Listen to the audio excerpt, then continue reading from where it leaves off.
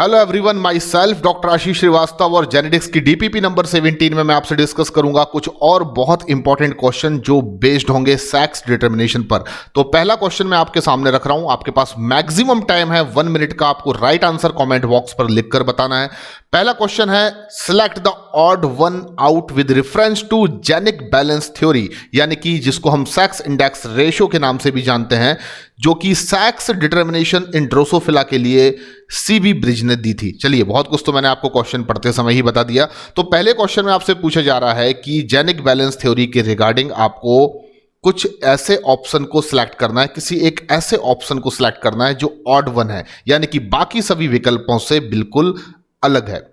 तो मैं पहला ऑप्शन आपके सामने पढ़ के बता रहा हूं आपको। Y chromosomes play no significant role in sex determination. तो हमने पढ़ा हुआ है जेनिक बैलेंस थ्योरी या सेक्स इंडेक्स रेशियो ड्रोसोफिला में कि उसमें वाई क्रोमोसोम का बहुत बड़ा कोई सिग्निफिकेंट रोल नहीं होता है सेक्स के डिटर्मिनेशन में, क्योंकि वाई क्रोमोसोम की प्रेजेंस होना बहुत जरूरी है एक फर्टाइल मेल को बनाने के लिए। बट जो जीन्स होते हैं मेलनेस के लिए ड्रोसोफिला में, दे प्रेजेंट ऑन ऑटोसोम। तो पहला ऑप्शन यहां पर बिल्कुल करेक्ट है, यानी कि स्टेटमेंट जो है वो सही स्टेटमेंट है। दूसरा स्टेटमेंट है गिवन बाय सीबी ब्रिज। तो ये भी बिल्कुल सही है, क्योंकि सेक्स इंडेक्स रेशियो थ्योरी या जेनिक बैलेंस थ्योरी को सीबी ब्रिज ने दिया था। थर्ड नंबर स्टेटमेंट है, if X upon A ratio is 1 then super males are produced. तो ये स्टेटमेंट आपको थोड़ा सा यहां पर भ्रमित कर सकता है। अगर x अपॉन a का जो रेशियो आपको मिल रहा है वो 1 है, तो इसका मतलब होता है फीमेल। मैंने आपको बताया हुआ है, तो थ्योरी में हमने पढ़ा हुआ है 1 वैल्यू अगर आपको x अपॉन a की मिलती है, सेक्स इंडेक्स रेशियो की वैल्यू आपको 1 मिलती है, तो इसका मीनिंग क्या होता है, फीमेल। और ये कंडीशन आपको 2a प्लस XX कंडीशन में देखने को मिल सकती है, यानी कि यहां पर नंबर ऑफ एक्स क्रोमोसोम 2 है और सेट ऑफ ऑटोसोम भी 2 है, इज इक्वल क्या आएगा 1, और इसका मतलब हम क्या कंसीडर करेंगे, फीमेल।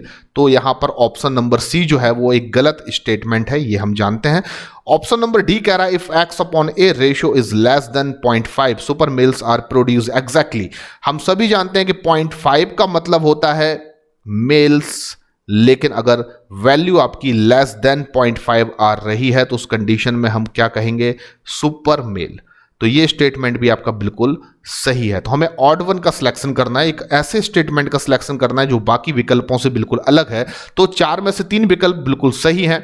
यहां पर जो गलत विकल्प है वो है ऑप्शन नंबर सी, जिसमें लिखा हुआ है X upon A ratio is 1 that means super males are produced. तो इस क्वेश्चन का जो राइट आंसर होगा दैट इज ऑप्शन सी, क्योंकि वो स्टेटमेंट गलत है, बाकी सभी स्टेटमेंट जो है वो सही है। अगला क्वेश्चन है, environmental mechanism of sex determination is seen in. तो मैंने आपको जब सेक्स डिटर्मिनेशन टॉपिक पढ़ाया था वहां पर मैंने आपको छोटा सा एक डिस्कशन किया था environmental mechanism of sex determination को लेकर, और वहां मैंने आपको एक एग्जाम्पल भी दिया था, बहुत अच्छा याद करिए आप। तो मैं आपको बता देता हूं इस क्वेश्चन का राइट आंसर, पर उससे पहले आपको कमेंट बॉक्स पर लिखकर बताना है कि इस क्वेश्चन का राइट आंसर क्या होगा। चलिए डिस्कस करते हैं। ह्यूमन में हम सभी जानते हैं XX फीमेल और XY male type of sex determination होता है, और ये बिल्कुल जेनेटिक कंसेप्ट पर बेस्ड होता है, यानी कि इसमें सेक्स क्रोमोसोम्स या एलोसोम जो हैं वो डिसाइड करते हैं सेक्स ऑफ द इंडिविजुअल। यानी कि अगर 2a प्लस XX कंडीशन है तो हम ह्यूमन में फीमेल कहेंगे, 2a प्लस XY कंडीशन है तो हम ह्यूमन में मेल इंडिविजुअल मानेंगे। ग्रास ओपर यहां पर क्यों नहीं हो सकता, क्योंकि उसमें इन्वायरमेंटल डिटर्मिनेशन ऑफ सेक्स का कंसेप्ट बिल्कुल फिट नहीं होता। इसमें XX फीमेल होती है और X0 मेल होता है, तो ये भी यहां पर गलत ऑप्शन हो जाएगा, क्योंकि इन्वायरमेंटल मैकेनिज्म से डिटरमाइन नहीं किया जा सकता सेक्स को ग्रास होपर में। More than 1 option is correct. तो ये ऑप्शन भी यहां पर गलत है, क्योंकि यहां पर मोर देन 1 का बात ही नहीं है। ह्यूमन में और ग्रास होपर में तो हम जानते हैं कि जेनेटिक कंसेप्ट है, एलोसोम्स जो हैं वो डिसाइड करते हैं इंडिविजुअल का सेक्स। तो ओवरऑल इस क्वेश्चन का जो राइट आंसर होना चाहिए दैट इज बोनीलिया। और बोनीलिया में मैंने आपको कंसेप्ट बताया था, आप याद रखिए कि अगर लार्वा सेटल डाउन हो जाता है मड में, कीचड़ में, तो ग्रो अप करता है इनटू मैच्योर फीमेल। यानी कि if larva settle down in mud it grow up into mature female. और दूसरी कंडीशन मैंने आपको बताई थी, if larva settle down near the proboscis of female it become male, यानी कि अगर लार्वा जो फीमेल्स हैं बोनीलिया के, जो कि एक मरीन वॉर्म है, अगर उनकी प्रोबोसिस जो ऑर्गन्स हैं, एंटीरियर साइड पर प्रेजेंट ऑर्गन्स हैं, उनके नियर वो सेटल डाउन हो जाता है तो वो क्या बन जाता है? मेल। इसके पीछे लॉजिक भी है, क्योंकि जो फीमेल्स हैं बोनीलिया की, उनके प्रोबोसिस ऑर्गन से कुछ ऐसे हार्मोन्स रिलीज होते हैं जो कि लार्वा में मेल रिप्रोडक्टिव ऑर्गन्स के डेवलपमेंट के लिए रिस्पॉन्सिबल हैं। तो अल्टीमेटली इस क्वेश्चन का जो राइट आंसर होगा दैट इज ऑप्शन 1, बोनीलिया। बोनीलिया में सेक्स का जो डिटर्मिनेशन होता है वो इन्वायरमेंटल मैकेनिज्म से होता है। तीसरा क्वेश्चन है the nuclear structure observed bye Henking. Henking का मैंने आपको जिक्र कराया था जब हमने X0 डिटर्मिनेशन ऑफ सेक्स को पढ़ा था, और आपने वहां पर NCERT की ये लाइन पढ़ी हुई है कि जब हैंकिंग मेल ग्रास होपर या इंसेक्ट पर रिसर्च कर रहे थे तो उन्होंने देखा कि 50% ऐसे स्पर्म्स स्पर्मेटोजेनेसिस के दौरान उनको देखने को मिलते हैं जिनमें एक स्पेसिफिक न्यूक्लियर स्ट्रक्चर प्रेजेंट था, लेकिन 50% हैंकिंग को ऐसे स्पर्म भी देखने को मिलते हैं अपने ऑब्जर्वेशन में जिनके पास एक स्पेसिफिक न्यूक्लियर स्ट्रक्चर प्रेजेंट नहीं था। आफ्टर दैट उन्होंने बताया कि जो स्पेसिफिक न्यूक्लियर स्ट्रक्चर 50% स्पर्म में नहीं मिला उन्हें और 50% में मिला, वो एक्चुअली में एक्स बॉडी था, और बाद में इसको हमने एक्स क्रोमोसोम भी नाम दे दिया। तो इस क्वेश्चन का आंसर मैंने आपको बता दिया। इस क्वेश्चन का जो राइट आंसर होगा दैट इज ऑप्शन ए, यानी कि एक्स बॉडी, जिसको बाद में हमने एक्स क्रोमोसोम भी कहा है। अगला क्वेश्चन है which of the following condition correctly describes the manner of determining the sex in the given example. 4 आपको यहां पर कुछ एग्जाम्पल दिए गए हैं, स्टेटमेंट दिए गए हैं, आपको बताना है कि इनमें से कौन सा स्टेटमेंट करेक्टली डिस्क्राइब करेगा सेक्स डिटरमिनेशन को। पहला ऑप्शन है homozygous sex chromosome XX produces male in Drosophila. तो ये ऑप्शन जो है बिल्कुल करेक्ट है। यहां पर ये ऑप्शन जो है वो बिल्कुल करेक्ट नहीं है यहां पर, सॉरी, क्योंकि XX क्रोमोसोम ड्रोसोफिला में अगर आ रहे हैं, 2X क्रोमोसोम अगर आ रहे हैं तो आप उसको क्या कंसीडर करेंगे? फीमेल, क्योंकि ड्रोसोफिला में फीमेल जो है वो होमोमॉर्फिक होती है और मेल जो है वो हेट्रोमॉर्फिक होता है। तो पहला ऑप्शन आपका जो है वो गलत है। दूसरा ऑप्शन है X0 type of sex determine male sex in grass hopper.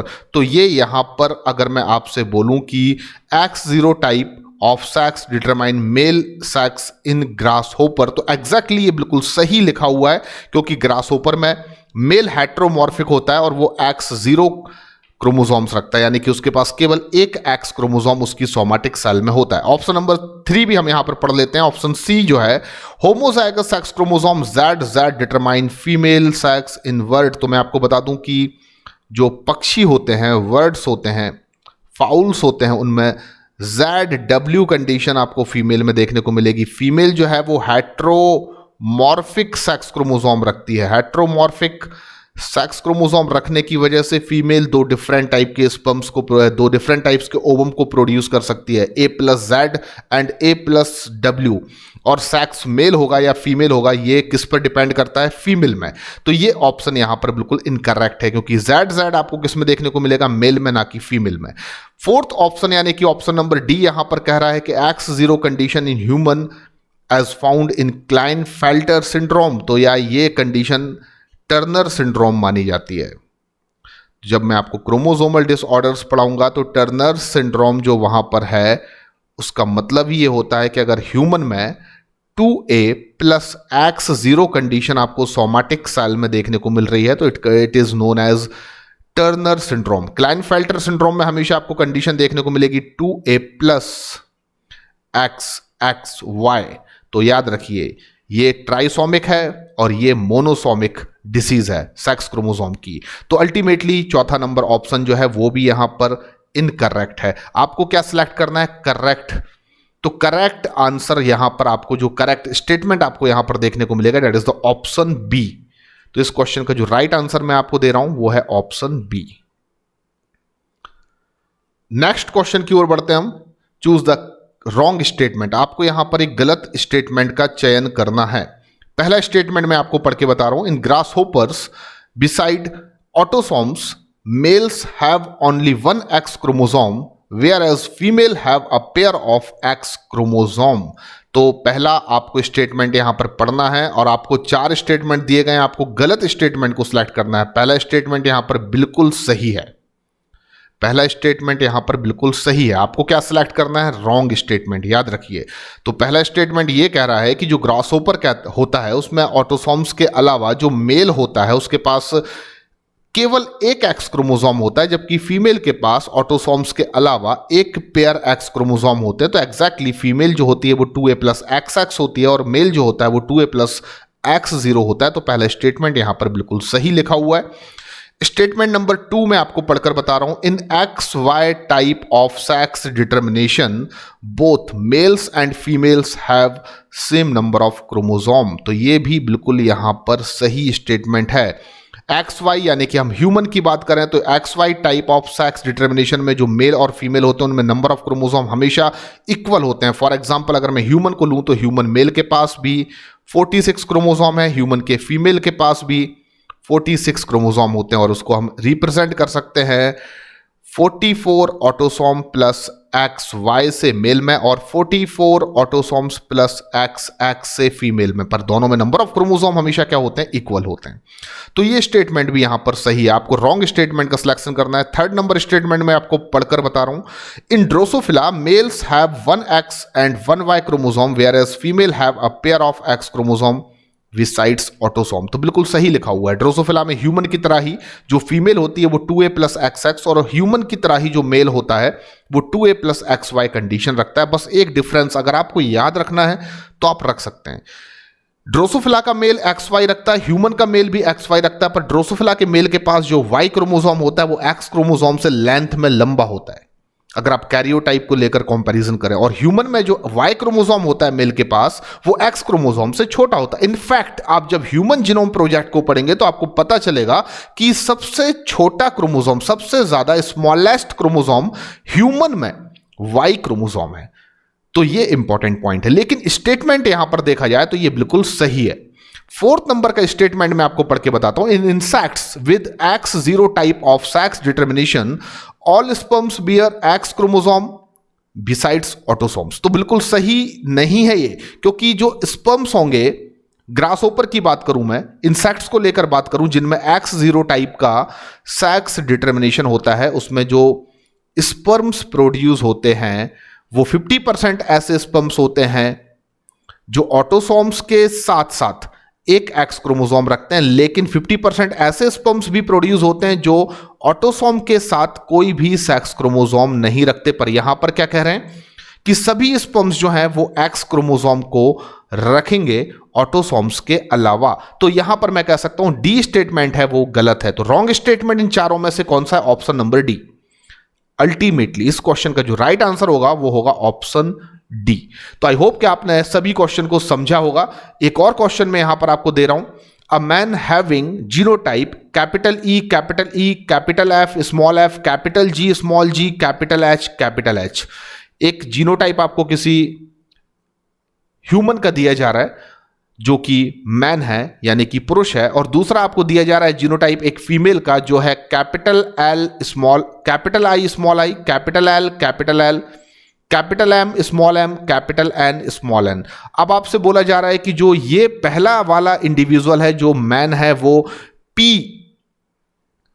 Number of genetically different sperm को प्रोड्यूस कर रहा है, जबकि दूसरा जो वुमेन है यानी कि फीमेल है वो Q number of genetically different eggs को प्रोड्यूस कर रही है। आपको P की और Q की जो वैल्यू है रिस्पेक्टिवली उसको डिटरमाइन करना है इस क्वेश्चन में।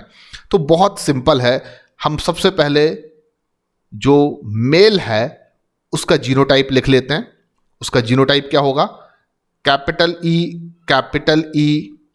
Capital F small f capital G small g capital H। यहां पर दो हेट्रोजाइगस पेयर हैं, हम फॉर्मूला लगा देते हैं 2 the power n। 2 the power यहां पर 2 हो जाएगा क्योंकि दो हेट्रोजाइगस पेयर हैं, वैल्यू 4 आ जाएगी किसकी? P की वैल्यू। तो P की वैल्यू क्या आ जाती है? 4। एंड हम जो फीमेल है अब उसको हम लेकर बात करें तो उसका जो जीनोटाइप यहां पर दिया जा रहा है capital I small i capital L capital M small m capital N and small n। इसमें total number of heterozygous pair 1, 2 और यहां पर ये 3। फॉर्मूले में पुट कर देते हैं हम टू द पावर n को, यानी टू द पावर 3, और आंसर आपको मिल जाएगा 8। और ये किसकी वैल्यू होगी? Q की।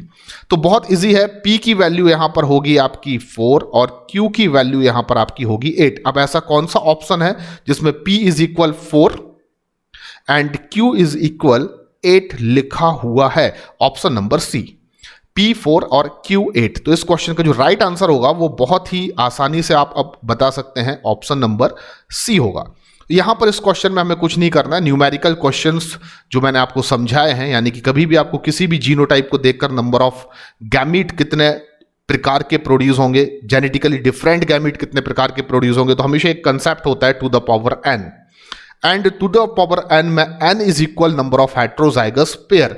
उसी कंसेप्ट को मैंने यहां पर पुट करके इस क्वेश्चन के आंसर को आपको बताया है। तो मैं आपको जितने भी क्वेश्चंस मैंने आपसे डिस्कस किए हैं, आई होप कि आपने सभी क्वेश्चंस के आंसर को एक तो सही प्रिडिक्ट किया होगा, और अगर आपसे कोई क्वेश्चन का आंसर नहीं बना है तो मेरे सॉल्यूशन को समझने के बाद, देखने के बाद आप डेफिनेटली अब उस क्वेश्चन के पीछे के कंसेप्ट को समझ चुके होंगे। थैंक यू वेरी मच, धन्यवाद।